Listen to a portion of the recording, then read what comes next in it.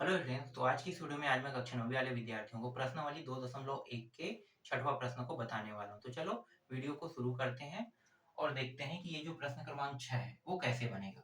तो देखो प्रश्न क्रमांक 6 5/10 व 9/10 के मध्य तीन परिमेय संख्या लिखे कह रहा है। तो तीन परिमेय संख्या निकालना है। तो यहाँ पे सबसे पहले हमें हर को देखना है। दोनों के हर बराबर है, ठीक है। तो इसे p/q के रूप में व्यक्त कर लेते हैं। 5/10 व 9/10। अब ऊपर में देखो 5 है और यहाँ पे क्या है 9 है, तो मतलब इनके बीच में बहुत सारी संख्या आ सकता है कि नहीं आ सकता है ना।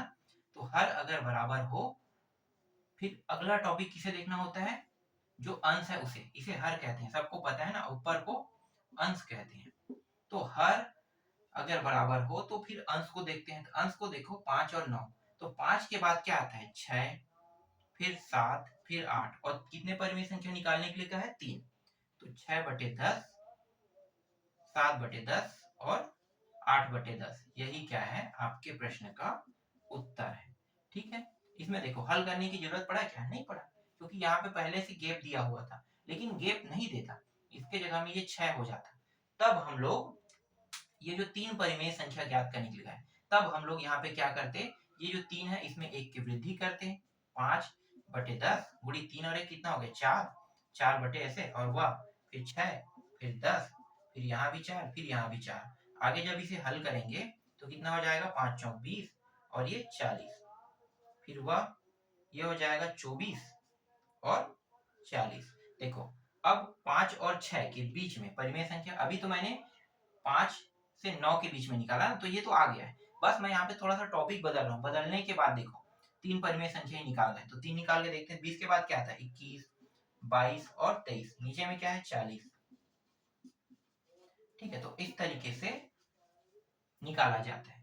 कब, जब दोनों मान एक जैसे हो, मतलब 5 के बाद डायरेक्ट 6 आ जाए, तो इसके बीच का निकालना हो ना, तब हम लोग इन प्रक्रियाओं को उपयोग करते हैं। लेकिन यहाँ पे देखो कोई गैप नहीं था, सॉरी यहाँ पे कोई गैप नहीं था, लेकिन यहाँ पे गैप है ना, यहाँ पे गैप है। 5 से लेके 9 के बीच में 6, 7, 8 का गैप था, तो 6, 7, 8 यहाँ पे उत्तर आ रहा है छठवां प्रश्न का। समझ में आ गया। और इसके साथ देखो मैंने एक नया प्रश्न बनाया, और नया प्रश्न बनाने के बाद देखो इसको भी मैंने हल कर दिया।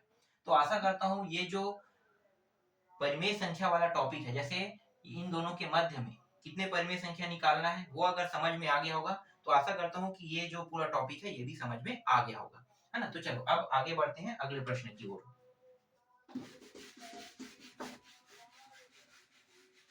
छठवां के बाद सातवां प्रश्न है। ठीक है, सातवां प्रश्न क्या है,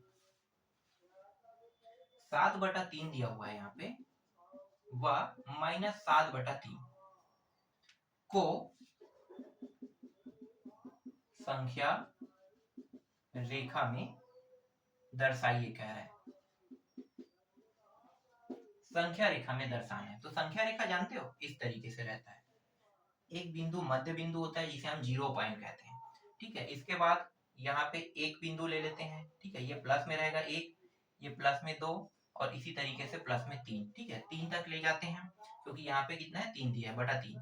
तो फिर ये -1 का लाइन हो गया, ये -2 का, और ये -3 का लाइन हो गया। ठीक है, तो इसी को हम क्या कहते हैं, संख्या रेखा कहते हैं। रेखा, अब संख्या रेखा में ये जो 7/3 है और -3/7 है, इनको दर्शाना है। तो सबसे पहले क्या होगा, देखो इनके बीच में कितने संख्या है उनको पहले लिखना पड़ेगा।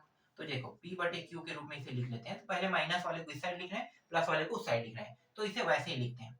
तो -7/3, फिर -6/3, फिर -5/3, फिर -4/3, फिर -3/3, फिर -2/3, फिर लिखो -1, 3, फिर अंतिम में यहाँ पे आ गया 0। ठीक है, 0। अब 0 के बाद क्या हो गया, प्लस वाले पे पलट जाते हैं।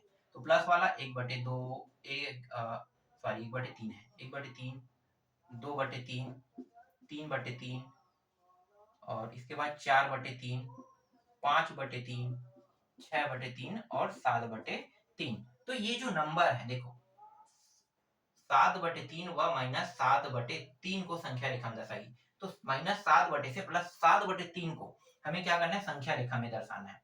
तो कहाँ कहाँ पे कौन कौन से आएगा, ये कैसे पता चलेगा, देखो 1/3। 1/3 मतलब ये क्या है, एक से छोटा है ना। 1/3 मतलब एक से छोटा है, तो एक से छोटा है तो यहाँ पे मैं दे देता हूँ 1/3 को। ठीक है, सेम टू सेम माइनस वाले लाइन में भी एक से छोटा है, तो ये हो गया 1/3, यहाँ पे आ गया। एक को हमने दर्शा दिया, ठीक है, ये दोनों हो गया है। और जीरो तो बीच में है, तो जीरो तो आपको लिखना है। फिर 2/3 ये भी किससे छोटा है, एक से छोटा है, तो इसको यहाँ पे लिख देते हैं 2/3।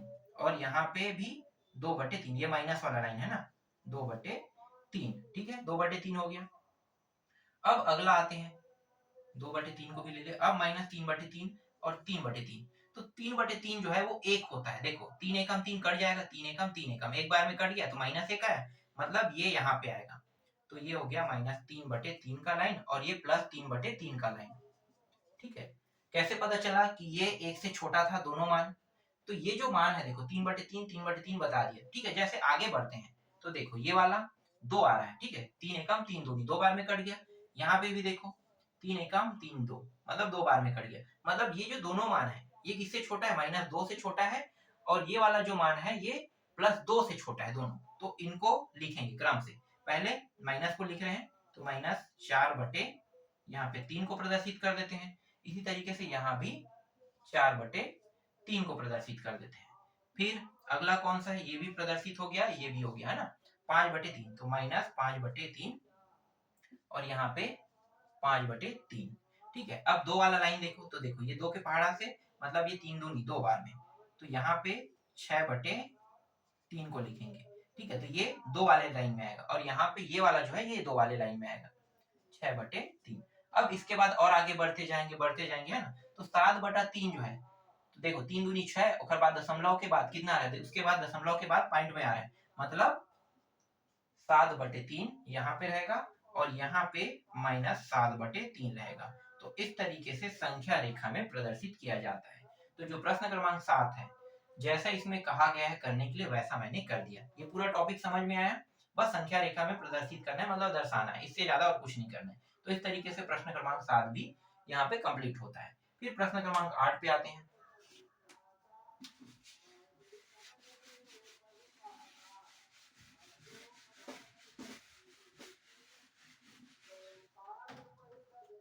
प्रश्न क्रमांक 8 में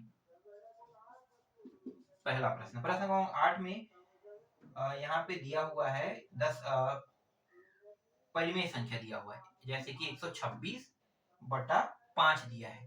ठीक है, तो 126/5 को दशमलव रूप में लाना है, और ये भी बताना है कि ये कौन सा दशमलव, शांत है कि अशांत। देखो शांत दशमलव क्या होता है, मैं यहाँ पे बता देता हूँ। एक होता है शांत और एक होता है अशांत।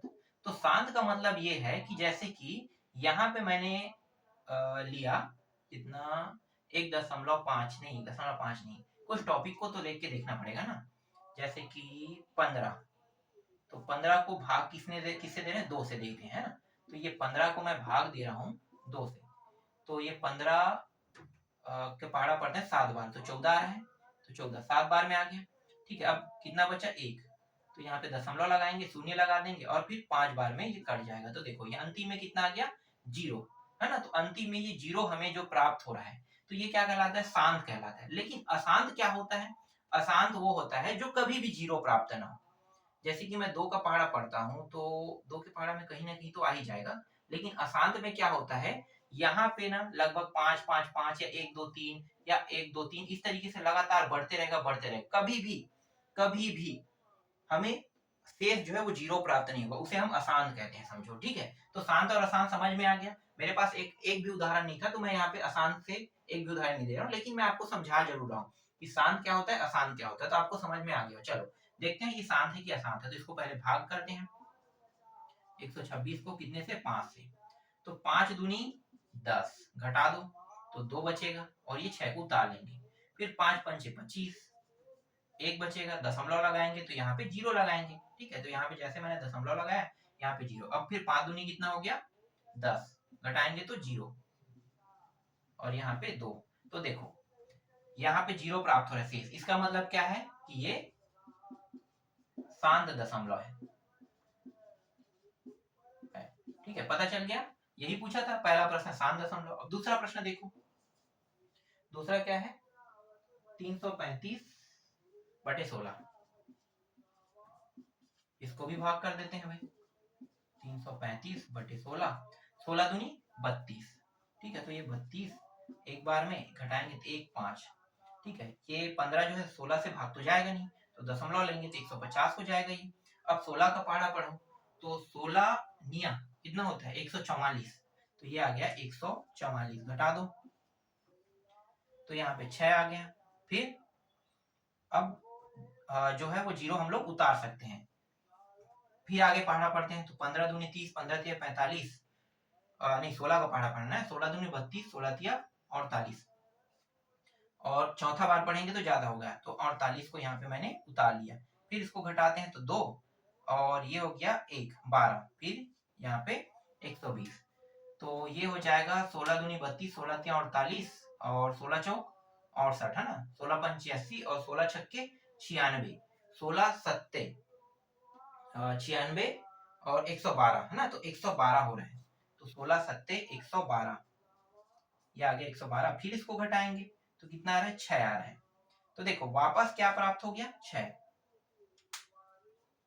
नहीं 8, सॉरी सॉरी सॉरी, 6 नहीं है 8 आएगा, ठीक है 8 आ रहा है, यहाँ पे 8 है। अब शून्य करो तो 16 दूनी 32, 16 तिया 48, 16 पंचे 16 चौक 68, 16 पंचे 80, मतलब 80 इस बार आ रहे हैं। तो ये देखो ये आ गया अंतिम में घटाने पर 0, तो शेष फल कितना आ रहा है, शेष फल 0 आ रहा है। इसका मतलब ये जो प्रश्न है ये भी क्या है, शांत दशमलव, ठीक है। ये भी प्रश्न क्या है, शांत दशमलव। अगर शेषफल 0 प्राप्त होता है इसका मतलब ये क्या रहेगा, शांत दशमलव रहेगा।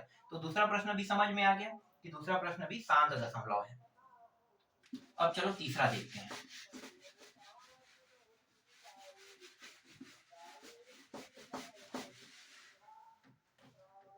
तीसरा प्रश्न है 22/7।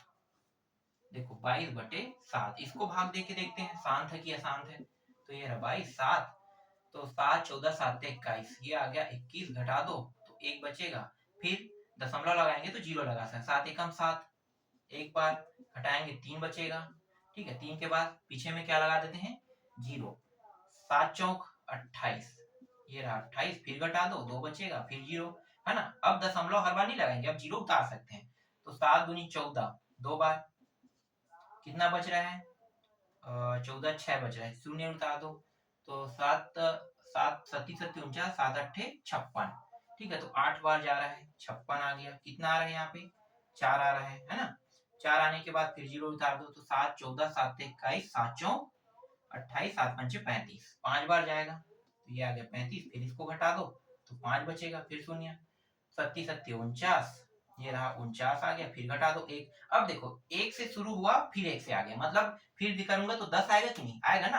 तो ये वापस रिपीट होने वाला है, कौन सा मान, पूरा का पूरा मान, ये वाला, ठीक है। पूरा का पूरा ये मान फिर से रिपीट हो रहा है। तो इसके ऊपर आप क्या कर देते हैं, इस तरीके से बार लगा देते हैं, ठीक है। ये जो बार लगा है मतलब ये सारे मान क्या हो रहा है, दशमलव के बाद आ रहा है, वो पूरा का पूरा रिपीट हो रहा है। इसका मतलब ये आसान दशमलव है।